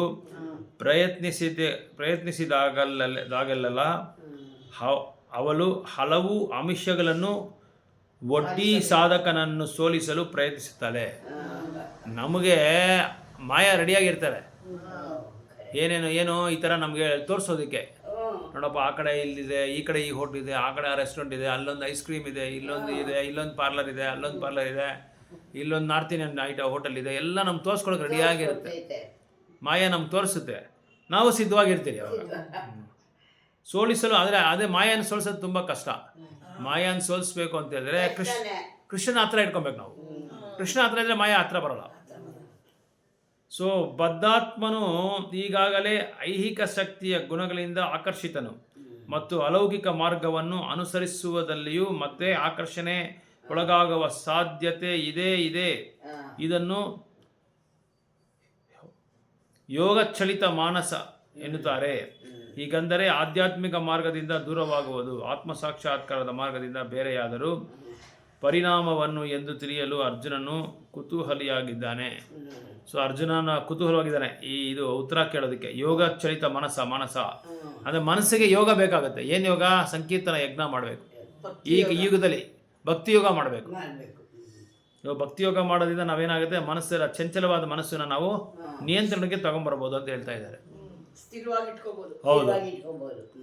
38ನೇ ಶ್ಲೋಕದಲ್ಲಿ ಏನಂದ್ರೆ, ಮಹಾಬಾಹವಾದ ಕೃಷ್ಣನೇ, ಇಂತಹ ಮನುಷ್ಯನು ಆಧ್ಯಾತ್ಮಿಕ ಪಥದಿಂದ ದಿಗ್ಭ್ರಮಗೊಂಡು ಆಧ್ಯಾತ್ಮಿಕ ಯಶಸ್ಸು ಮತ್ತು ಐಹಿಕ ಯಶಸ್ಸು ಎರಡರಿಂದಲೂ ಭ್ರಷ್ಟನಾಗಿ ಯಾವ ಲೋಕದಲ್ಲಿಯೂ ಸ್ಥಳವಿಲ್ಲದೆ ತುಂಡಾದ ಮೋಡದಂತೆ ನಾಶವಾಗುವುದಿಲ್ಲವೇ? ಇವನು ಅರ್ಜುನ ಕೇಳ್ತಾ ಇದ್ದಾನೆ, ಈ ಥರ ಕೃಷ್ಣ ಆಧ್ಯಾತ್ಮಿಕ ಪತನಾದ ಒಂದು ವ್ಯಕ್ತಿ ಆಧ್ಯಾತ್ಮಿಕವಾದ ಯಶಸ್ಸು ಮತ್ತು ಐಹಿಕ ಯಶಸ್ಸು ಎರಡರಿಂದ ಭ್ರಷ್ಟನಾದವನು. ಆತ್ಮ ಸಾಕ್ಷಾತ್ಕಾರನೂ ಇಲ್ಲ, ಆಧ್ಯಾತ್ಮಿಕವಾದ ಚಿಂತೆನೂ ಇಲ್ಲ. ಆಮೇಲೆ ಇನ್ನೊಂದು, ಇಂಥವನು ಯಾವ ಲೋಕದಲ್ಲಿ ಸ್ಥಳ ಇಲ್ಲ ಅಂತೆ ಅವನಿಗೆ. ಈ ಮೇಲೆ ಆಕಾಶದಲ್ಲಿ ಮೇಘ ಏನು ಮಾಡುತ್ತೆ, ಒಂದೊಂದ್ಸಲ ತುಂಡಾಗಿ ಆಗ್ಬಿಡುತ್ತೆ. ಅವಾಗ ದೊಡ್ಡ ಮೇಘದಲ್ಲಿ ಹೋಗಿ ಸೇರ್ಕೊಂಡ್ಬಿಡುತ್ತೆ ಮೋಡ. ಅವಾಗ ಎಲ್ಲ ನಾಶ ಆಗ್ಬಿಡುತ್ತೆ. ಅದನ್ನ ಇಲ್ಲಿ ಉದಾಹರಣೆ ಕೊಡ್ತಾ ಇದ್ದಾರೆ. ಪ್ರಗತಿಗೆ 2 ಮಾರ್ಗಗಳುಂಟು. ಅಂದರೆ ಅಡ್ವಾನ್ಸ್ ಆಗೋದಕ್ಕೆ 2 ಮಾರ್ಗ ಇದೆ, ಮುಂದೆ ಹೋಗೋದಕ್ಕೆ, ಮುಂದುವರಿಯೋದಕ್ಕೆ. ಯಾವುದಾದ್ರು ಪ್ರಾಪಂಚಿಕವಾದಿಗಳಿಗೆ ಆಧ್ಯಾತ್ಮಿಕದಲ್ಲಿ ಆಸಕ್ತಿ ಇಲ್ಲ. ಈ ಭೌತಿಕವಾದಿಗಳಿದಾರಲ್ಲ, ಅವ್ರಿಗೆ ಒಂದು ಆಧ್ಯಾತ್ಮಿಕದಲ್ಲಿ ಏನು ಅವ್ರಿಗೆ ಆಸೆ ಇದಿಲ್ಲ, ಇಷ್ಟ ಇರಲ್ಲ ಅವ್ರಿಗೆ. ಆರ್ಥಿಕ ಬೆಳವಣಿಗೆಯ ಮೂಲಕ ಪ್ರಪಂಚಕ್ಕೆ ಪ್ರಗತಿ ಅಥವಾ ಸೂಕ್ತವಾದ ಕೆಲಸದಿಂದ ಉನ್ನತ ಗ್ರಹಗಳಿಗೆ ಏರುವುದು. ಅವ್ರೇನು ಮಾಡ್ತಾರೆ, ಉನ್ನತ ಗ್ರಹಗಳಿಗೆ ಹೋಗೋದು ನೋಡ್ತಾರೆ, ಸ್ವರ್ಗಲೋಕಕ್ಕೆ ಹೆಂಗೆ ಹೋಗೋದು. ಆಮೇಲೆ ನಮ್ಮ ಇದು ಏನದು ಆರ್ಥಿಕ ಬೆಳವಣಿಗೆ ಯಾವ ಥರ ಮಾಡೋದು, ಇದ್ರ ಮೇಲೆ ಅವ್ರಿಗೆ ಆಸೆ ಜಾಸ್ತಿ. ಹೆಂಗೆ ನಾವು ಬಿಸ್ನೆಸ್ ಇಂಪ್ರೂವ್ ಮಾಡೋಣ, ಹೆಂಗೆ ನಾವು ಮುಂದುವರಿಯೋದು ಜೀವನದಲ್ಲಿ, ಹೆಂಗೆ ನಾವು ಸಾಹುಕಾರರಾಗೋಣ, ಹೆಂಗೆ ನಾವು ಶ್ರೀಮಂತರಾಗೋಣ, ಹೆಂಗೆ ಡೆವಲಪ್ ಆಗೋಣ, ಈ ಒಂದು ಯೋಚನೆ ಇರುತ್ತೆ. ಆಮೇಲೆ ಇನ್ನೊಂದು, ಇದು ತಾಳ್ಮೆ ಲೋಕದಿಂದ ಉನ್ನತವಾದ ಲೋಕಕ್ಕೆ, ಹೈಯೆಸ್ಟ್ ಲೋಕ ಸ್ವರ್ಗಲೋಕಕ್ಕೆ ಹೋಗೋದು ಹೆಂಗೆ, ತಪಲೋಕಕ್ಕೆ ಹೋಗೋದು ಹೆಂಗೆ, ಬ್ರಹ್ಮಲೋಕಕ್ಕೆ ಹೋಗೋದು ಹೆಂಗೆ, ಇದನ್ನು ಪ್ರಯತ್ನ ಪಡ್ತಾರೆ ಹೊತ್ತು ಭಗವಂತ ಲೋಕಕ್ಕೆ ಹೋಗೋಕ್ಕೆ ಪ್ರಯತ್ನ ಪಡಲ್ಲ ಅವರು. ಇವುಗಳಲ್ಲಿ ಅವರಿಗೆ ಆಸಕ್ತಿ. ಆದರೆ ಯೋಗ ಮಾರ್ಗವನ್ನು ಒಪ್ಪಿಕೊಂಡವನು ಎಲ್ಲ ಐಹಿಕ ಚಟುವಟಿಕೆಗಳನ್ನು ನಿಲ್ಲಿಸಬೇಕು ಮತ್ತು ತಥಾಕಥಿತ ಐಹಿಕ ಸುಖದ ಎಲ್ಲ ರೂಪಗಳನ್ನು ತ್ಯಜಿಸಬೇಕು. ಅದೇ ಅದು ಯೋಗ ಮಾಡಿದ್ರೆ ನೀನು ಏನಾಗುತ್ತೆ ಅಂದರೆ ಭೌತಿಕ ಪ್ರಾಪಂಚಿಕವಾದ ಒಂದು ಆಸೆಗಳೆಲ್ಲ ನೀನು ಬಿಟ್ಟು ಭಗವಂತನ ಹತ್ರ ಹೋಗೋದಕ್ಕೆ ದಾರಿ ಆಗುತ್ತೆ ಅಂತ ಹೇಳ್ತಾ ಇದ್ದಾರೆ. ಅವಾಗಲೇ ನೀನು ಯೋಗ ಮಾಡೋಕ್ಕಾಗೋದು ಅಂತ ಹೇಳ್ತಾ ಇದ್ದಾರೆ. ಯೋಗ ಮಾಡೋದ್ರಂದ್ರೆ ಮನಸ್ಸನ್ನ ಕಂಟ್ರೋಲ್ ಮಾಡೋದು. ಅದಕ್ಕೆ ಯೋಗ ಮಾಡಬೇಕಾಗಿದೆ ಆ್ಯಕ್ಚುಲಿ. ಮನಸ್ಸನ್ನ ಇಂದ್ರಿಯಗಳನ್ನ ನಿಯಂತ್ರಣ ಮಾಡ್ಕೊಳ್ಳೋಕೆ ಯೋಗ ಮಾಡೋದು. ಅದು ಈ ಕಲಿಯುಗದಲ್ಲಿ ಆಗಲ್ಲ. ಕಲಿಯುಗದಲ್ಲಿ ನಾಮ ಸಂಕೀರ್ತನ ಒಂದೇ, ಅದರಿಂದನೇ ನಾನು ಸಾಧ್ಯವಾಗುತ್ತೆ, ಬೇರೆ ಯಾವುದರಲ್ಲಿ ಆಗಲ್ಲ. ಬೇರೆ ಯಾವುದೂ ರೀತಿ ಇಲ್ಲ. ಎರಡು ರೀತಿಗಳಲ್ಲೂ ಸೋಲುತ್ತಾನೆ ಎನ್ನುವುದು ಸ್ಪಷ್ಟ. ಇದನ್ನು ಬೇರೆ ರೀತಿಯಲ್ಲಿ ಹೇಳುವುದಾದರೆ ಆತನಿಗೆ ಐಹಿಕ ಸುಖದ ಸವಿಯೂ ಇಲ್ಲ, ಆಧ್ಯಾತ್ಮಿಕ ಯಶಸ್ಸಿನ ಸವಿಯೂ ಇಲ್ಲ. ಆತನಿಗೆ ಒಂದು ಸ್ಥಾನವಿಲ್ಲ. ಆತನು ತುಂಡಾದ ಮೋಡದಂತೆ, ತುಂಡು ಮೋಡ ಇರ್ತಾರಲ್ಲ ಆ ಥರ. ಅವನಿಗೆ ಇದರಲ್ಲಿ ಇದಿಲ್ಲ, ಆಧ್ಯಾತ್ಮಿಕವಾದರಲ್ಲಿ ಸಂತೋಷ ಇಲ್ಲ, ಅದರಲ್ಲಿ ಚಿಂತೆ ಇಲ್ಲ, ಭೌತಿಕವಾದಲ್ಲಿ ಚಿಂತೆ ಇಲ್ಲ. ಕೆಲವ್ರಿಗೆ ಹಂಗೆ. ಆದರೆ ಅದು ದೊಡ್ಡ ಮೋಡವನ್ನು ಸೇರಲಾರದ ಹೋದರೆ ಗಾಳಿಯು ಅದನ್ನು ಹೊಡೆದುಕೊಂಡು ಹೋಗುತ್ತೆ ಅಂತ ಹೇಳ್ತಾ ಇದೆ. ಸೊ ದೊಡ್ಡ ಮೋಡಗಳ ಹತ್ರ ಹೋಗಿ ಸೇರ್ಕೊಳ್ತಾ ಇದ್ರೆ ಚಿಕ್ಕ ಮೋಡಗಳು ಏನಾಗುತ್ತೆ, ಗಾಳಿನಲ್ಲಿ ಹೊಡ್ಕೊಂಡು ಹೋಗ್ಬಿಡುತ್ತೆ ಎನ್ನುವುದರ ಅರ್ಥ ಎಂದು ಭಗವಂತನು ಬ್ರಹ್ಮನಾಗಿ, ಪರಮಾತ್ಮನಾಗಿ ಮತ್ತು ಭಗವಾನಾಗಿ ಪ್ರಕಟವಾಗುತ್ತಾನೆ. ಅದೇ ಇದು 3 ಆಧ್ಯಾತ್ಮಿಕವಾದ ಸ್ಥಾನ. ಇದು ಏನದು ಬ್ರಹ್ಮ, ಪರಮಾತ್ಮ, ಭಗವಾನ್. ಸೊ ಇದರಲ್ಲಿ ಭಗವಾನ ತರಗತಿನೇ ಉತ್ತಮವಾದ ತರಗತಿ ಅಂತ ಹೇಳ್ತಾ ಇದ್ದಾರೆ. ಅಂದರೆ ಭಗವಂತನಿಗೆ ರೂಪ ಇದೆ, ಭಗವಂತನಿಗೆ ಸ್ವರೂಪ ಇದೆ, ಭಗವಂತನಿಗೆ ಎಲ್ಲ ಗುಣಗಳು ದಿವ್ಯವಾದದ್ದು, ಅವನು ಮಾಡೋ ಕೆಲಸ ಎಲ್ಲ ದಿವ್ಯವಾದದ್ದು. ಭಗವಂತನ ನಿರಾಕಾರ ಅಲ್ಲ, ಅವನಿಗೆ ಆಕಾರ ಇದೆ. ಅದು ಉನ್ನತವಾದ. ಪರ್ಸ್ನಲ್ಲಾಗಿ ನಾವು ವ್ಯಕ್ತಿತ್ವವಾಗಿ ಭಗವಂತನ ಪೂಜೆ ಮಾಡೋದು, ಭಗವಂತನಿಗೆ ಸೇವೆ ಮಾಡೋದು ಅದು ಕರೆಕ್ಟ್ ಅಂತ ಹೇಳ್ತಾರೆ. ತಾನು ಭಗವಂತನ ವಿಭಿನ್ನಾಂಶ ಎಂಬ ದಿವ್ಯ ಜ್ಞಾನವನ್ನು ತಂದುಕೊಳ್ಳುವ ಪಥ. ನಾವು ಯಾರು ಅಂದರೆ ಭಗವಂತನ ಅಂಶ ಅಂತ ನಾವು ತಿಳ್ಕೊಬೇಕಂತೆ ನಾವೆಲ್ಲರೂ. ಶ್ರೀಕೃಷ್ಣನು ಅತ್ಯುನ್ನತ ಪರಮಸತ್ಯದ ಸಂಪೂರ್ಣ ಅಭಿವ್ಯಕ್ತಿ. ಆದ್ದರಿಂದ ಪರಮಪುರುಷನಿಗೆ ಶರಣಾಗತಿ ಆಗುವುದು ಯಶಸ್ವಿಯಾದ ಯೋಗಿ. ಬ್ರಹ್ಮ ಮತ್ತು ಪರಮಾತ್ಮನ ಸಾಕ್ಷಾತ್ಕಾರದಿಂದ ಬದುಕಿನ ಈ ಗುರಿಯನ್ನು ತಲುಪಲು ಅಧಿಕ ಸಂಖ್ಯೆಯ ಜನ್ಮಗಳನ್ನು ಎತ್ತಬೇಕಾಗುತ್ತದೆ. ಸೊ ಇಲ್ಲಿ ಬ್ರಹ್ಮ ಸ್ಟೇಜಿಗೆ ಮತ್ತು ಪರಮಾತ್ಮ ಸ್ಟೇಜಿಗೆ ಹೋಗಬೇಕು ಅಂದರೆ ಎಷ್ಟೋ ಜನ್ಮಗಳು ಎತ್ಕೋಬೇಕು ಅಂತ ಹೇಳ್ತಾ ಇದ್ದಾರೆ. ಆದ್ದರಿಂದ ಆಧ್ಯಾತ್ಮಿಕ ಸಾಕ್ಷಾತ್ಕಾರಕ್ಕೆ ಅತ್ಯುನ್ನತ ಮಾರ್ಗವೆಂದರೆ ನೇರ ಮಾರ್ಗವಾದ ಭಕ್ತಿ ಯೋಗ. ಸೊ ಕೃಷ್ಣ ಪ್ರಜ್ಞೆ ಮಾಡೋದ್ರಿಂದ ನಾವು ಆ ಕಡೆ ಈ ಕಡೆಯಲ್ಲಿ ಹೋಗೋಂಗಿಲ್ಲ, ಸೀದಾ ಹೊರಟೋಗ್ಬೋದು. ಭಗವಂತನ ಲೋಕಕ್ಕೆ ಗೋಲಕ್ಕೆ ಹೋಗ್ಬೋದು. ಇದು ಜ್ಞಾನಯ ಮಾರ್ಗ, ಭಕ್ತಿ ಮಾರ್ಗ ಇದೆಲ್ಲ ಮಾಡ್ತಾ ಇದ್ರೆ ನಮ್ಗೆ ಲೇಟ್ ಆಗ್ತಾ ಇರುತ್ತೆ, ಇನ್ನೂ ಲೇಟ್ ಆಗ್ತಾ ಇರುತ್ತೆ. ಅದು ಮಾಡ್ಕೊಂಡು ಕೊನೆಗೆ ಭಕ್ತಿ ಯೋಗಕ್ಕೆ ಬರಬೇಕು. ಅದು ಬಿಟ್ಬಿಟ್ಟು ನಾವು ಏನು ಮಾಡ್ಬೇಕು, ಸೀದಾ ಭಕ್ತಿ ಯೋಗಕ್ಕೆ ಹೋಗ್ಬಿಟ್ರೆ ಯಾವ ಬಾಧನೆ, ಈ ಚಿಂತೆನೇ ಇರಲ್ಲ, ಈ ಪದ್ಧತಿ ಆಚರಣೆ ಮಾಡುವಂಥ ಅವಶ್ಯಕತೆನೇ ಇಲ್ಲ ಅಂತ ಹೇಳ್ತಾ ಇದ್ದಾರೆ. ಹರೇ ಕೃಷ್ಣ.